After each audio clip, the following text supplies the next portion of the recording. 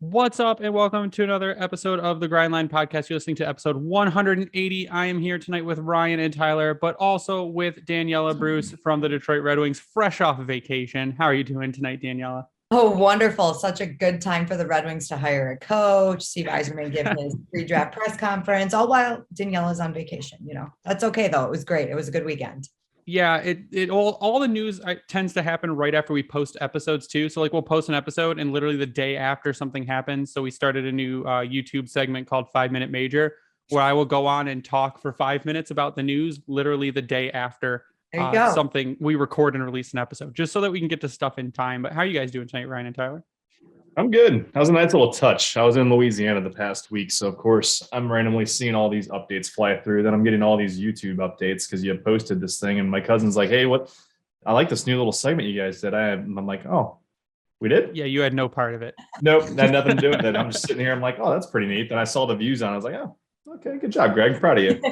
Jump on it as soon as things going. as soon as you can. That's what the off season's all about. But the only other than that, I'm communication good. I got from you, Ryan, was about the Big Ten news that we got earlier. Yeah, I saw in the week. the coach hiring, and then I saw the Big Ten stuff, and those are about the only texts that I sent out over the last week because I was in Louisiana getting fed on Southern crawfish, food. seafood, everything fantastic.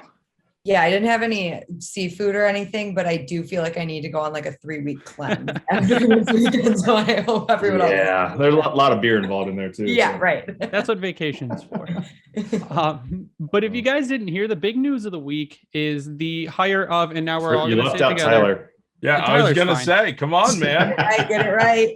Tyler was like, "Oh, Tyler, you good? Greg, tee it up. How are you? I'm great. I'm fantastic. And it's funny, you called it. You said that as soon as we did the episode, we waited a couple days, and we still didn't wait long enough because Steve Yzerman, obviously had to ruin everybody's weekend. But no, definitely happy with everything going on here. So and definitely happy that Danielle is here to join us. So Yeah, so the Red Wings hiring of, now we're all going to say together, Derek Lalonde. It is not Lalonde. Alone. There is only one capital L. We had at one point thought that both L's were capital. They are not. And just the a little D is bit, a lie."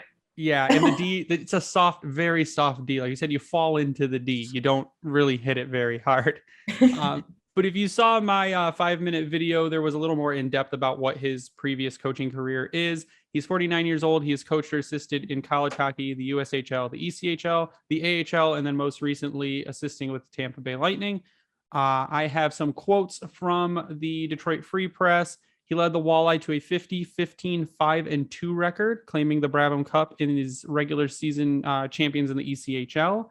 During his tenure with the Iowa Wild, he was 69, 58, 17, and 8, and posted team records for wins, home wins, road wins, fewest losses, and total points in a season.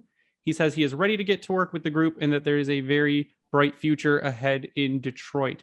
I want to kind of start with Danielle, what your first, even though you were on vacation, because of course, when you go on vacation, this stuff happens too, but kind of your first impressions of him based on his presser.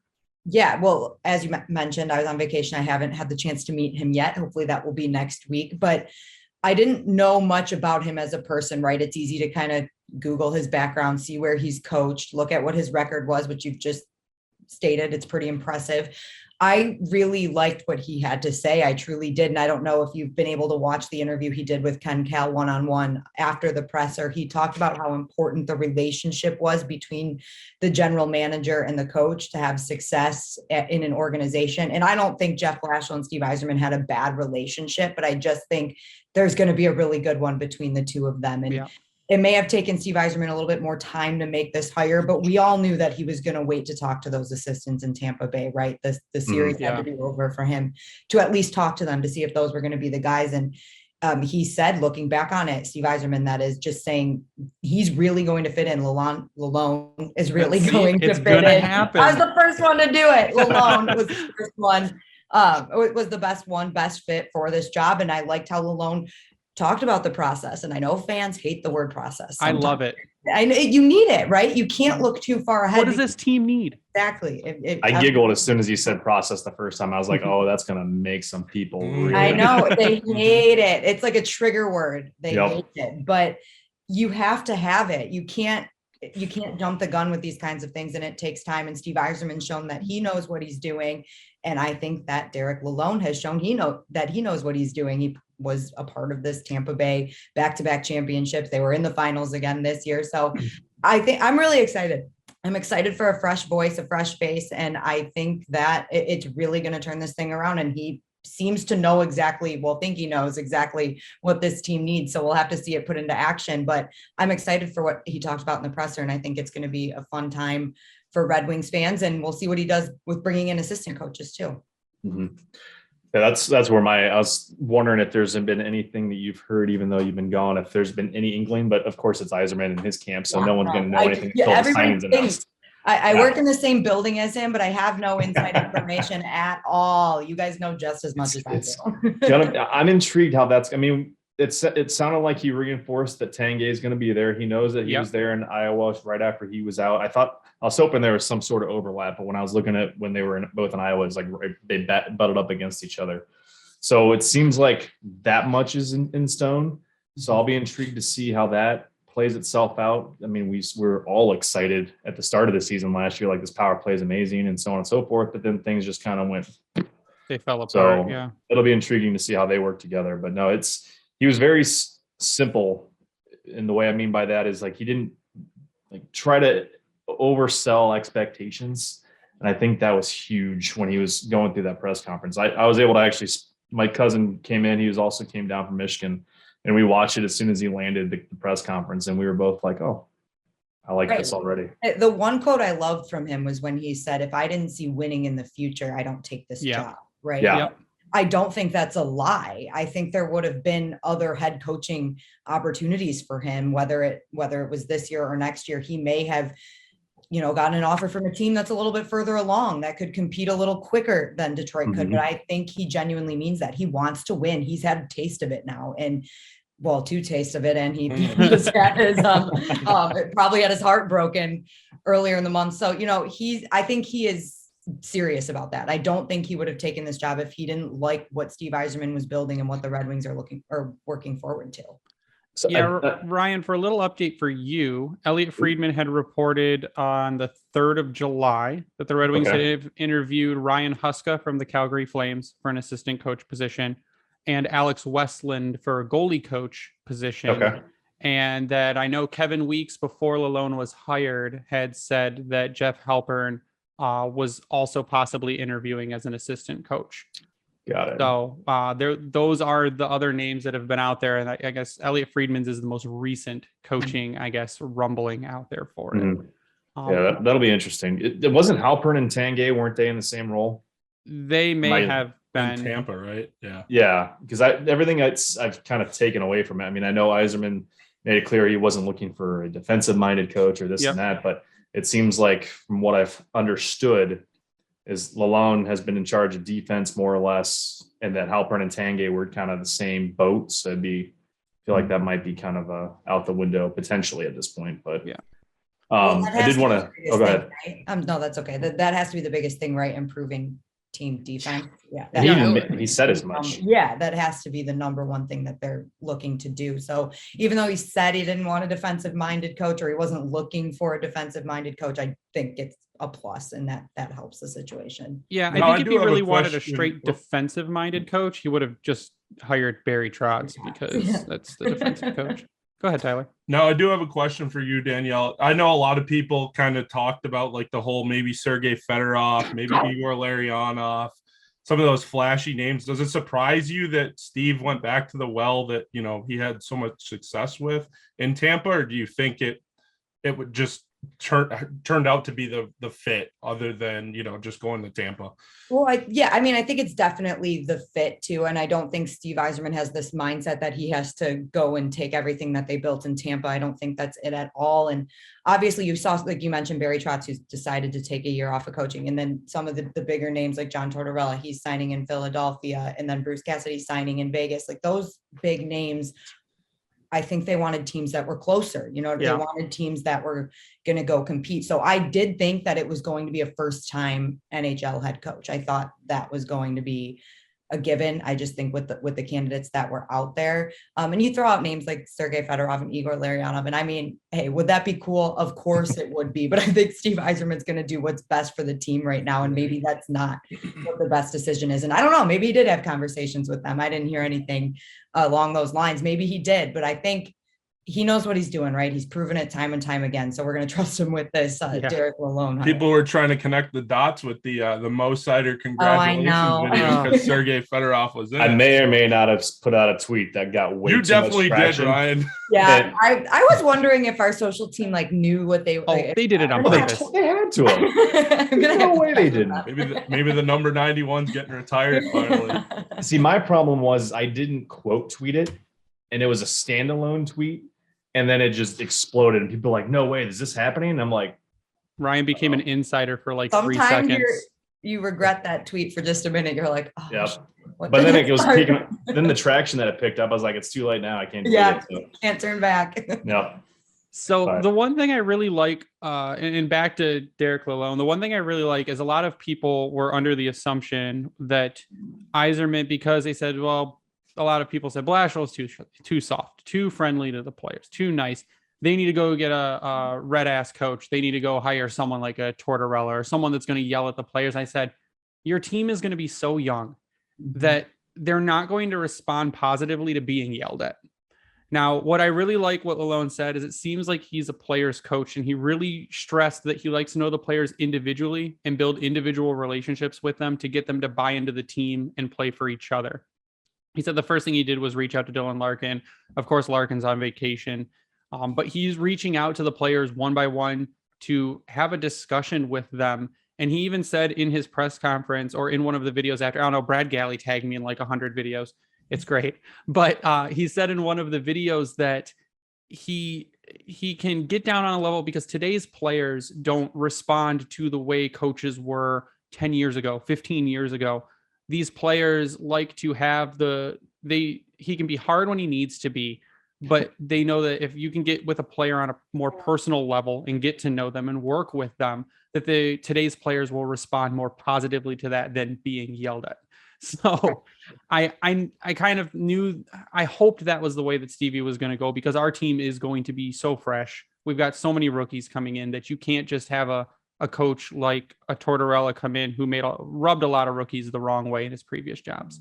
And Babcock might be an extreme example. Oh yeah, that too. But I think, Steve Yzerman has experience not only with hiring coaches, but playing for different coaches too. And he's played for so many years that I think he thinks about that, right? Like when I was young, what did I need? Although it might be a little different now because that was years ago.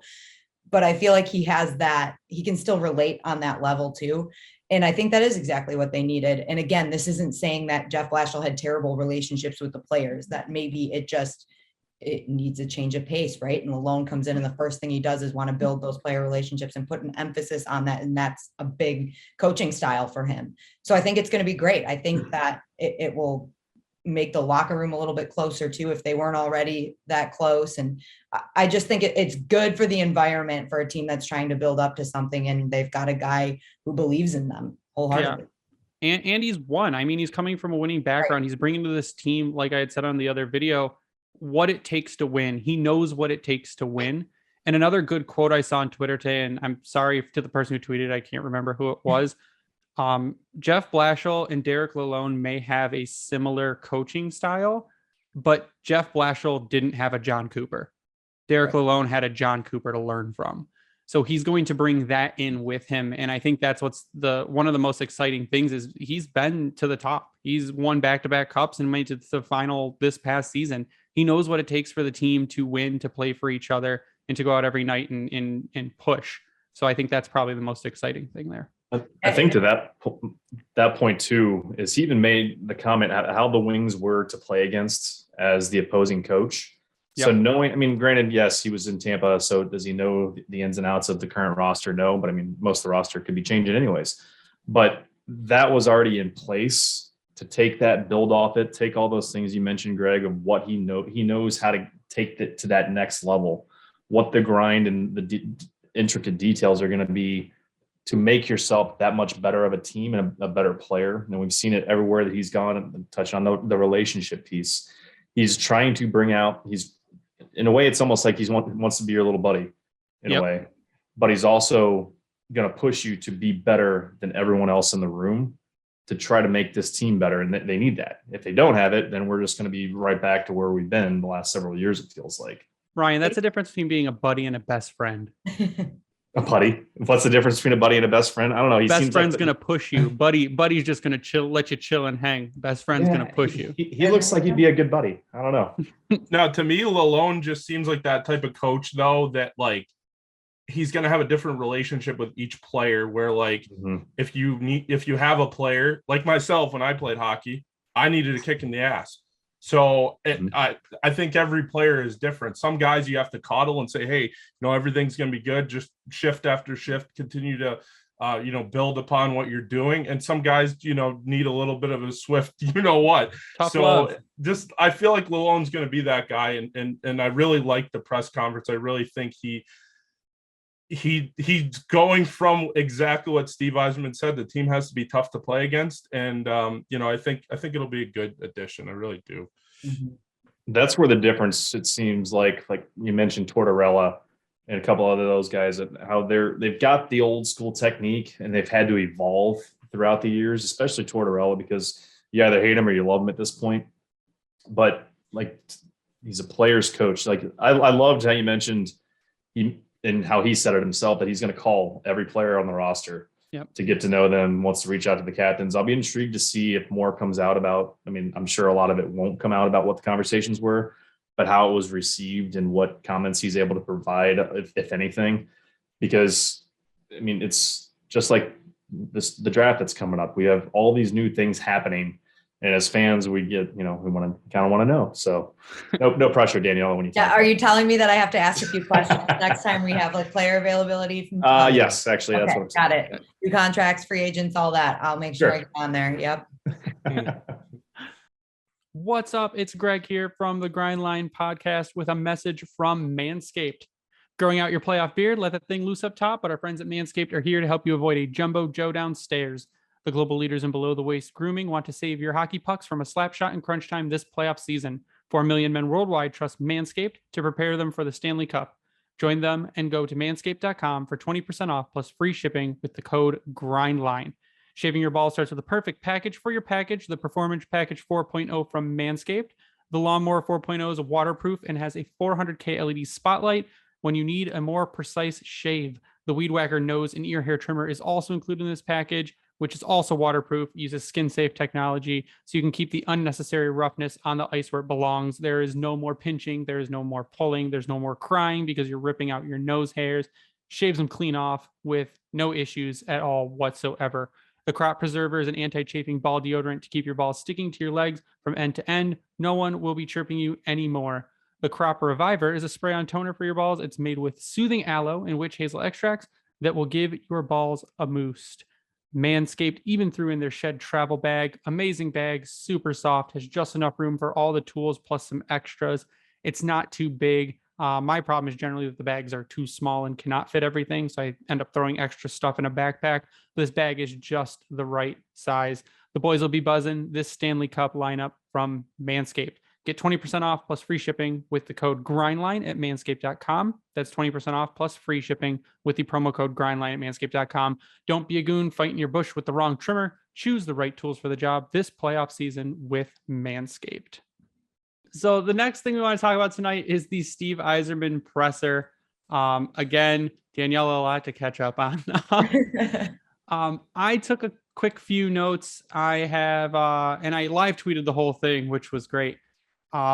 the big things were we won't know until they hit the floor whether they will trade up or trade back or stick where they're at. That was like one of the first questions Yzerman was asked is, do you want to trade the number 8 pick? Now, I would not trade back. I may trade up. That might take a lot, but we'll see what happens with the number 1 pick. The Wings are open to using some cap space by absorbing contracts to free up others. They may get players under market value, like Tampa shipped off McDonough because they needed to free up space. They got back less than what they probably should have, simply due to cap restraint. They needed room. Russian players were more difficult to evaluate, but the situation will not stop them from selecting them if they think they're the best available or fit the need. Steve also said that other teams are probably going in other directions with that, but they are not. They will not be drafting for need with pick number 8. They will be taking the best player available, which kind of slides into Daniella's draft pick. No update on contract negotiations with Dylan Larkin. He actually seemed super annoyed that question was even asked. And that he says, know it was coming though. He had. Oh, of course. Yeah. And who was it that asked? It was Max. Ansar. Was it Ansar? Max asked first, and then Ansar followed up with another a lighter Oh, question. no. Yeah, he's like, absolutely not. If you want to ask draft questions, go ahead. I'm like, ooh, some shade from Steve Yzerman. But he also says he wants to surround guys like Larkin, Bertuzzi, and Hronek, and he named those 3 specifically because they're the younger guys that have been here the longest with talent and wouldn't be afraid to make a big upgrade like a free agent if the move and cost makes sense, say 3 years down the road when they're ready to compete. Is that player going to make sense in the rebuild, and is the money going to make sense? He says he's got a lot of money, but as you know, you can spend money really quickly, and he doesn't want to get into kind of a bind there. But Daniella, what was your takeaway from the press conference? I need to learn from Steve Yzerman how to say so much without saying really. With saying nothing at all. It's a very, very unique skill, and I it's great. But we knew that was what's going to happen, right? I think the biggest thing I took away was more on the free agent side of things. Like you said, he did mention Larkin, Bertuzzi, Hronek by name. He mentioned that he has made calls and he's not going to make any decisions on guys like Mark Stahl or Sam Gagne until he knows we get closer to the 13th, right? He's got to get closer to the day to see what's going on. And he's had those conversations with them. But I think it's great to know that they're not going to hold back in free agency if the right deal is there. Like it might be time, if this makes sense, like you said, 3 or 4 years down the road, they're going to pull the trigger. And I don't know who that's going to be. I know Andrew Kopp's name has been thrown out there a few times just because, he's the hometown kid. I don't know what type of player they're exactly going to be looking for, but I like knowing that they're not going to be scared to pull the trigger if it's the right deal. Like I feel like the past few years there may have been a different answer to that. Like it has to be a very, very sweet deal to bring in somebody like that. But now we're getting to the point where we might be able to add a few of those players or get the second line center in free agency, but something like that could happen. And that's what I liked to hear the most from his press conference. The draft, I'll tell you guys after it happens. Yeah, I think the big thing is I went back and forth with a few people on Twitter the other day about the possibility of maybe bringing in someone like a Philip Forsberg. And they're like, it's not the right time to bring in Forsberg. Why would you try and do that? Yzerman's not going to spend all that money and bring in a Forsberg. And you look and you look at his interview, and he seems like if it fits, it fits. Right. And it has to fit though, right? And we'd have to see what that is and what he gets offered or what he can give up. We'd have to see, but I do think it's good to know he's not scared to consider the bigger name guys. Elliot Friedman said on 32 Thoughts, today that Philip Forsberg has an offer from Nashville 8 times 8.5. So that's what it would be in Nashville. So obviously minus 1 year because they can only sign an 8-year deal with their current team. So it would have to be 7 years and $9 million per. That's probably not worth it for. Does that make sense for the Red Wings to do for anyone at this point? I say anyone besides Dylan Larkin, right? Like a Dylan Larkin, or if for some reason freaking Connor McDavid wanted to come. Yeah, let's go. Maybe you do it. Come on, Kenny. Sweetheart deal. Yeah. Austin Matthews, 2 years. Yeah. Forsberg will be 28 in August. So you're putting him into age 35 season. Not bad. Depending on how you load the contract. True. Also that, to me, it's not, I wouldn't be upset with it because you're looking at the next 7 seasons. you got to think, and in our best case, like hope or assumption, they're competing in the next 3 seasons. Yep.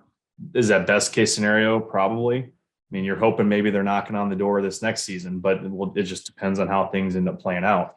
But you add a person with that type of skill and you're not making any trades for it, and the cap's probably going to be going up several million more over the next couple of years. We already know that they're having a record year in revenue this season. So I don't know. Would I be against it? Not really, because you know what you're getting. You are 100% getting one of the top scorers in hockey, top playmakers in hockey. And on a team that desperately needs to score goals, yes, the defense is still a pain in the rear, but I wouldn't be against it. I might make you a playoff team this year. It could. Well, you know what else that's been kind of connected to the Red Wings is the name of Nazem Kadri, and the price that I don't like, between 8 and 10 million, and term where you're going to have to sign him for a long. So I mean, I'd have a Philip Forsberg over a Kadri. This might be the new norm now, though. I mean, you know what I mean? It's just be happening more often. So when the time comes that you think you have the right guy, it's probably what you're going to have to do.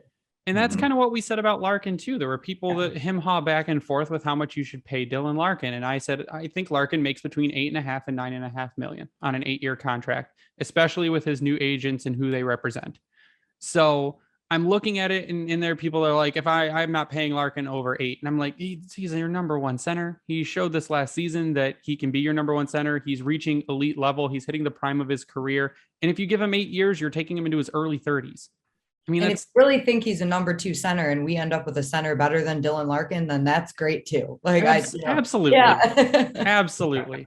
But it's like you're afraid to pay guys $9 million when they're in year 5. You're a player of his caliber is going to be making 12. Right. You know what it is at this point, though? I think we're shell shocked and we have PTSD from the Ken Holland contract. Oh yeah. Franz Nielsen gave us all PTSD. I think that's where we're at now, because I know granted the cap was lower, but the contracts that we're still accustomed to is a Nielsen, Weiss, Abdelkader, Erickson. Still, we got the Kaiser's finally fallen off.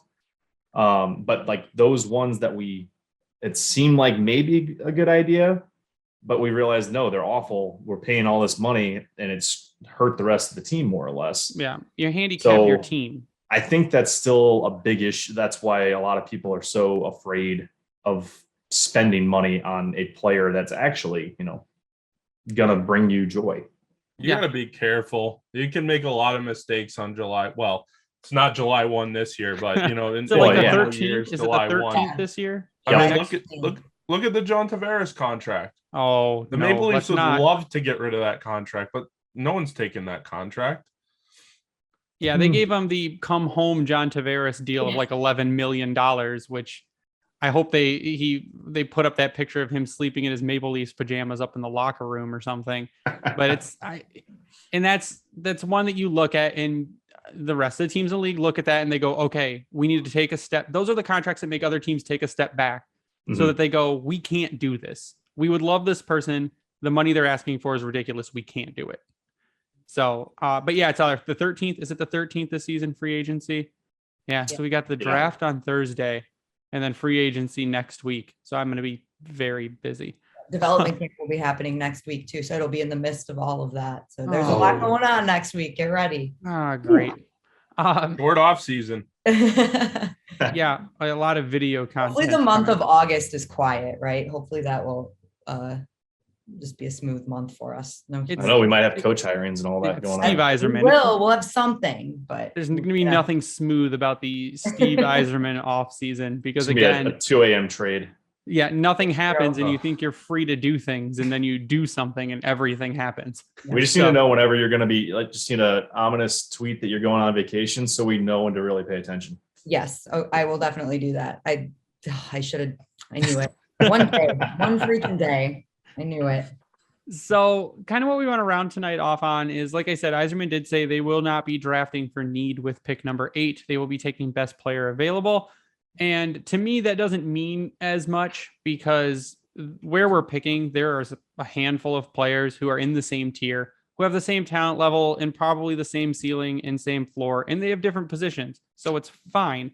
But Daniella, You wanted to kind of stir the pot on Twitter today. What I'm here Uh, for. Who is your pick at number 8?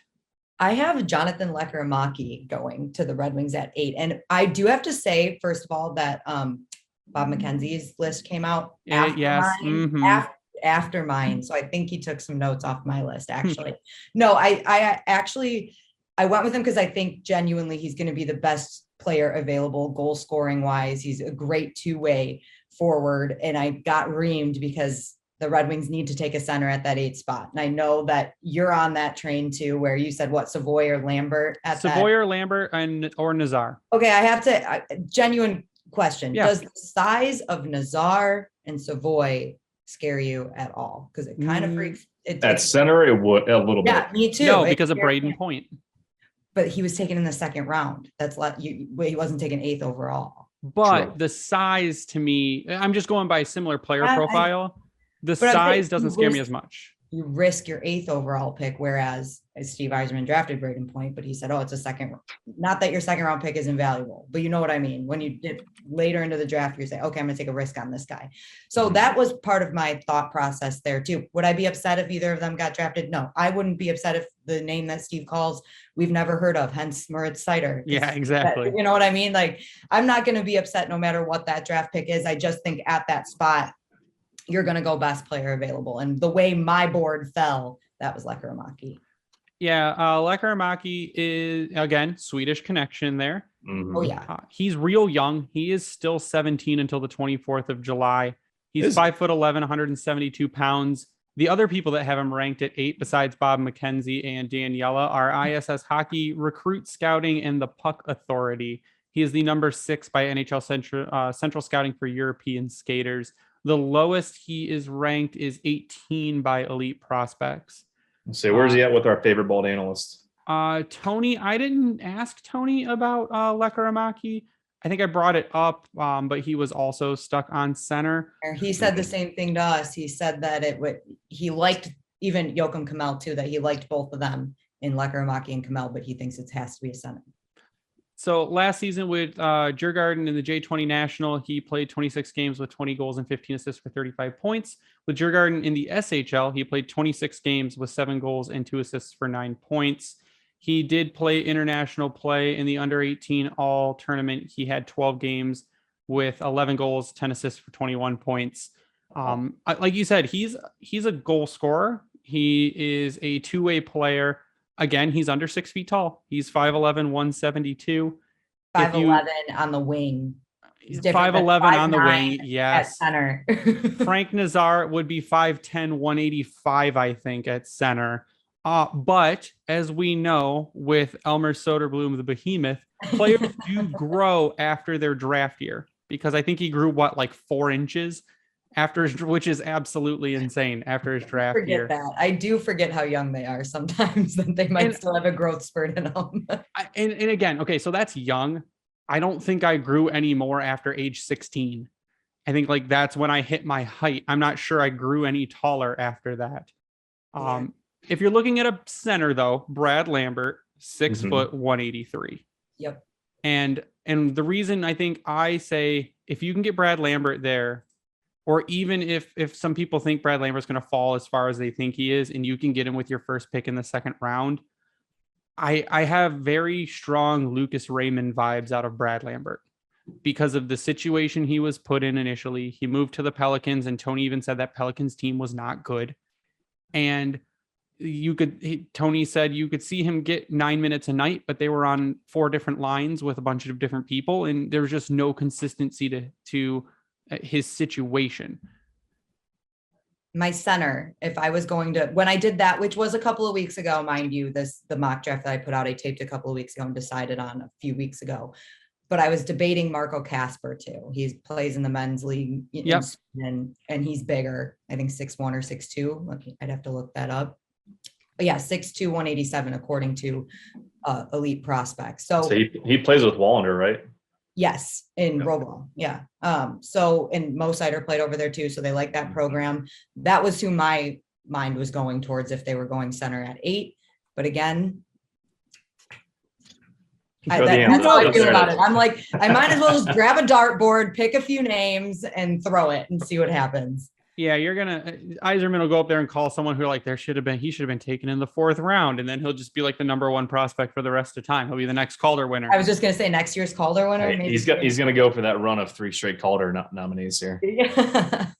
Yeah, and I mean I like Lekkerimäki's game. I've watched tape on him. He's a good skater, like you said. He's good defensively, and I think that's one of the big things is Yzerman's going to want to build up those defensive forwards also, because as you can see, a lot of the times we were a sieve, and it is not great to be. Hence the Lalonde hire, who's good at defense.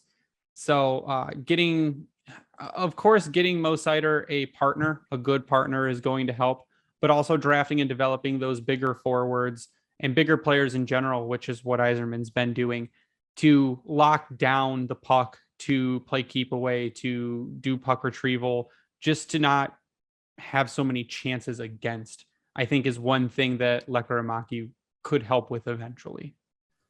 So if we're looking at the centers too, and we talked a little bit that Steve Yzerman said decisions would be made about trading a pick on the floor on Thursday in Montreal. Yep. If Slafkovsky does go, number one, is there there's always the scenario that they trade up. Do they like Shane Wright that much? Do they like Logan Cooley? Yeah, that's the other one. Do they? You don't like Cutter Gauthier, but he's up in that list too of centers that might go. Bless his heart. He's up there at 5 right here on Bob McKenzie's list. I agree. So if Slafkovsky goes number 1, I think you really have to, you have to immediately get on the phone with New Jersey and say, what is it going to take? Right. And I said, if New Jersey says, now I don't know what you guys think. If New Jersey says, okay, give us 8, give us Tyler Bertuzzi, and give us one of your 2nd round picks, do you make that trade? I think it's going to take 2 firsts. I also would think it would take Tyler 2 firsts. Bertuzzi? Yep. Then that's a no. Yeah. But I mean, if you can get away with just picks and you can load a 1st and a 2nd and a future 1st, then maybe it's like maybe 2 years from now a 1st, because the Yzerman voodoo. I don't then think it might work, but it's going to have to be heavy. I don't think going from 2 to 8 would require a 1st and another 1st. I think it would be maybe a 1st and 2 seconds in Bertuzzi. And that I think would be a little bit more palatable than 2 firsts. Like 2 firsts in Bertuzzi, no way. Yeah, no. But yeah. I mean, Jersey is closer. Fan. I'm a big Bertuzzi fan. I know, but this is what it's going to take. I know. It's my thing with Tyler Bertuzzi, and again, people, as soon as you say anything negative, people yell at you. Tyler Bertuzzi is a great player, phenomenal. I look at his play style, the style of his play similar to a Brad Marchand. Brad Marchand just needed to have pretty extensive knee surgery. So it's the players that play like that, the longevity of their really, really good playing years, I don't feel is that long.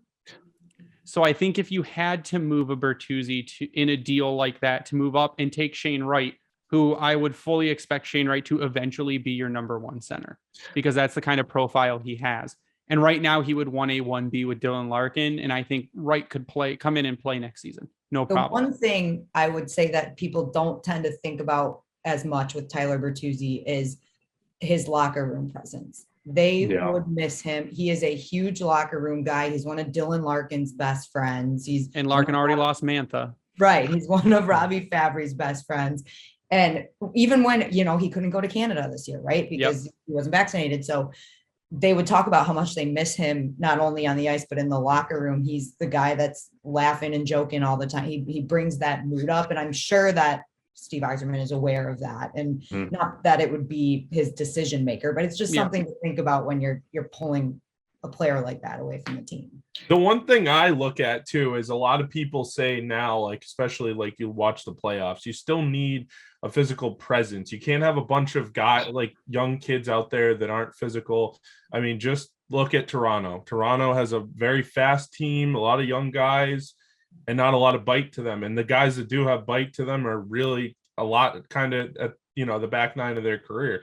And so, a lot of people say that the Leafs need to go out there and get a Tyler Bertuzzi-like player or a Tom Wilson type player. You don't want to put yourself in that situation, 4 or 5 years down the line where you already had one of those players and you traded them away. But that's why I'm on the Carter Mazer train, because I think Carter Mazer could be the next Tyler Bertuzzi. Okay. With the kind of game that he plays with, he has found a pretty good scoring touch this past season. And for lack of a better term, he goes in like he's the shit disturber of the team. To quote Ken Daniels in Unrivaled, he's a shit disturber. And I think that's kind of, if you were worried about trading Bertuzzi and losing that kind of toughness, I think that recently Yzerman has drafted for what could be considered toughness. Mm-hmm. Big guys, big bodies. You look at, especially on defense coming up, you've got Edvinsson, who is extremely large. You've got William Wallander, who's extremely large. You've got Soderblom coming in to play a mid-6 role, who's huge. So, I mean, you're a team of giants. And even in goal, he's got, Kosa. If you look at Kosa, like standing with his team, he's like head and shoulders above everyone else. When I walked past him at training camp last year, I was like, I just stared. It was like I was gawking at him. And one of the coaches walks by and goes, "He's big, isn't he?" I was like, "Yeah, what the heck? That was like double my size." Well, that's because when you get down to that butterfly, you got to take up like 80% of the net, right? You got to get a pick this year with Edvinsson, Seider, and Soderblom. Okay. You do like a lineup, tallest to shortest, and it's like you still put someone else next to him. Robbie Fabry's not that tall, I don't think. Just stick Fabs in. Put me on the end, and it'll be comical. Yeah, but that's the way the league is going. I mean, people had said that Colorado, and I laughed at people after they had won. Colorado wasn't tough enough to win the cup. They said they don't have the toughness to win. I said no, but they will outskill you literally every night. And they have a Cale Makar. I mean, they also weren't afraid to hit you. Exactly. But because of that, they do. I mean, you look at their roster, they're big boys. Sure, they're big. And you have like that. Oh, granted, it helped who they did bring in, because I mean, I would say that Helm had a hell of a season with them. Nazem Kadri, another guy, he had a career season, but as you said, shit disturbers. You have Eric Johnson, you have the Johnson and Johnson on the back end. They weren't afraid to go out there and cause issues. Taves was a big body on the back end. Like, they were out there to put a body on, even though it didn't seem like they were going to. But on top of it, they're going to take the puck from you, and they're going up the other ice before you could even blink. Yeah, that's the delicate what set them apart. Yeah, it's the balance of skill and the balance of toughness, and that's again what's being built here. Is that balance of skill and that balance of big body. That's in the end, you're going to build a team that's not going to give anything up. And you're building the team from the draft. So you're building it for the long run. You're building hopefully the next dynasty, hopefully the next back-to-back Stanley Cup winner. And that's what's exciting, because that's why you look at the draft. In my quote the other day, I sometimes go into the Woodward Sports chat on YouTube when Darren's on, just to talk to people. You have to trust Steve Yzerman until he gives you a reason not to. Yep. And he has built up such a back catalog of trust that he could walk up there and say a name that no one's ever heard of, and I'm going to say, okay. And you guarantee this time on Thursday, when I am there at the draft party, it's not going to be a bunch of dumbfounded looks like when we were there and they picked Seider and we had to wait until we saw ourselves on camera to cheer. Everyone's just going to cheer because it's a Steve Yzerman pick. That's why. Yeah. That's why it's part of our job, and we love to do it, right? Speculating what's going to happen or talk about different scenarios. But in the end, we're all going to accept it, like you said, until we're proven wrong, right? Or you get something that makes us not believe that it's going to work. But everything has worked very well so far. So far, so good. And I'm actually, like, Kosa's the next big thing. I'm excited to see what they do with him next season, because they could send him to junior. They could bring him to Grand Rapids. I wouldn't put him in Toledo. There is the option to maybe send him over to the SHL. So there's a bunch of different stuff, a bunch of different directions they could do. And that's why you say, well, maybe there won't be so much to do in August, but Or it might there's be. going to be a lot of I prospect probably just decisions. jinxed it, by the way. So be prepared for a very busy A August. busy August. Thanks. That's what we need. No downtime. That's what you don't get. You get zero downtime with Right. Steve Yzerman because there's always decisions to be made. This could be a wonderful year for those in Grand Rapids. I mean, we kind of said that last year, but then we got Cider and Raymond, so they were like, "You guys suck." But Brandon, Jen, and the group out there, they could be in for a hell of a day, a hell of a season. Yeah, they were excited because before last season, they're like, we're going to get Mo. We might get Mo back for part of the season. I told them there was no way. And then they're like, well, at least we'll have Raymond. I go, I don't know. Looking at his preseason, there's about an 80% chance you won't have Raymond. And then they didn't. But I think this season, I don't see Soderblom starting with Detroit. So he should be in Grand Rapids. You'll see, I think Emil Vero will come over and Albert Johansson. So they're going to have a really good defense over in Grand Rapids. And if Edvinson doesn't start the season in Detroit, he would go to Grand Rapids, but I almost think he's a lock too. So I hope so. Yeah, there's going to be a lot of exciting times for the Grand Rapids fans, which will make me drive out to Grand Rapids and watch a game. So I need to go. I haven't been in so long. I need to get out there. So maybe we make a team trip out to Grand Rapids one weekend. Yes, because Keith, so we talked to a bunch of people out there that follow the team. They had given us the idea to do a live show from Grand Rapids. That'd be awesome. Get set up in the concourse, do a live show, get people on. So we should definitely plan a trip out there to Grand Rapids to see a show. Oh yeah. But I want to get your guys' final thoughts before we sign off. Daniella, anything you want to make people aware of what's happening? Well, the draft party you mentioned, Yes. that's on Thursday. I will be there along with Art Regner and Ken Kell. We will have some alumni with us. Carly will be in Montreal, so we'll have Nice. Lucky reporting. her. I know. She's going to be there. She'll talk to our picks for us. So that will Awesome. extend back after that. It'll be fun. We're streaming from 6:30 to 7 leading up to the draft. So we'll have a pre-draft stream there. And then following the draft, we're going to do our annual Chris Draper sit down for the Word on Woodward. So we're going to tape that on Sunday. So that should be out sometime next week too. So a lot coming up. It's a busy time. And then development camp. Don't have a set schedule for it yet, but we will be bringing you some content from development camp. So Cool. Awesome. be on the lookout. Yeah, I need to see if I can get a hold of Chris Draper. I sold Chris Draper a cell phone about 8 years ago.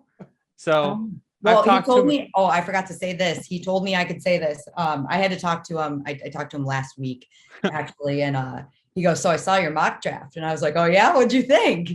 And he goes, let's say I heard it, but there's no way I'm listening to you. And I was like, can I let everyone know that at least you heard it? Like you saw my mock draft. it went into my ears and my Yeah. head, but it in no way affected my decision. Right. So got it. Lakara Maki off the board at number 8. No. Yeah, know that that's impossible now. Yeah. So I will be there on Thursday.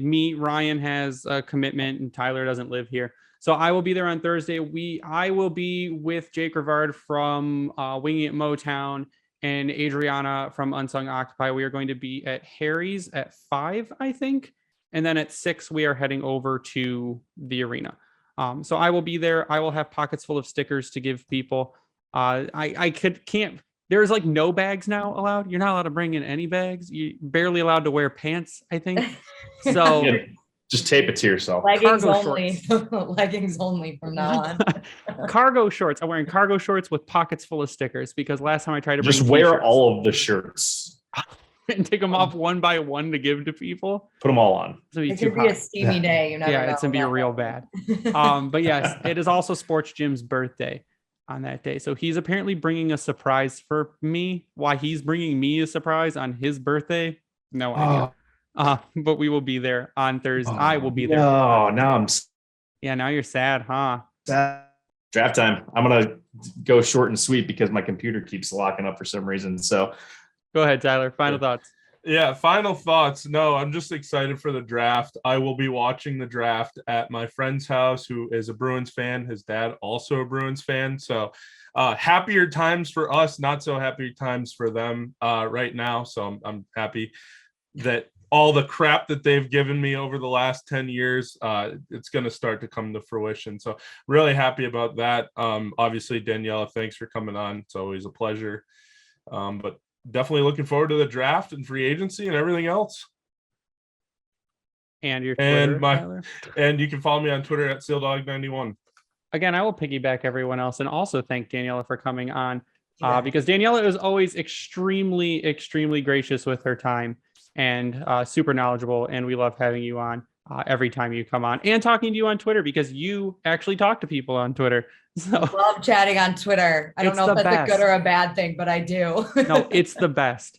Again, we are going to have, and I don't think I announced this on even Twitter yet. We're going to be doing a little collaboration with Bring Hockey Back. We're picking an organization right now to donate proceeds from a shirt design to. I think we're doing Trust. I think it's going to say Trust the Yzer Plan, and it's going to have 71, 23, and 53 on it. So that it's a sweet design. We're down to a couple different options right now, and that will be going up, and proceeds will go to charity. So check that out. If you also go to Bring Hockey Back and use the promo code Grindline, you get 12% off your order. We also like to give a shout out to the Hockey Podcast Network for hosting us at HockeyPodNet on Twitter. You can go check it out. They do podcasts for all the different teams. We also give a shout out to Vintage Detroit, which is the best place to get your Detroit jerseys from. They're having some stock issues right now, but they should be in stock pretty soon. They're as close to on ice authentic as you're going to get. Again, if you use the promo code Grindline at manscaped.com, you'll get 20% off your order with free shipping. And if you use that same promo code at Howie's Hockey Tape, you'll get 10% off. And go to redbubble.com and search the Grindline to check out our merch. And sub to us on YouTube. We've been getting a lot more YouTube subs, and I'm going to keep putting content out there because if I do like early news content, it gets a ton of views and a really good discussion on there too. So go to our YouTube channel and subscribe there. But that is going to do it for us tonight. Again, thank you, Daniella. For Ryan and Tyler, I am Greg. You stay classy, Hockey Town.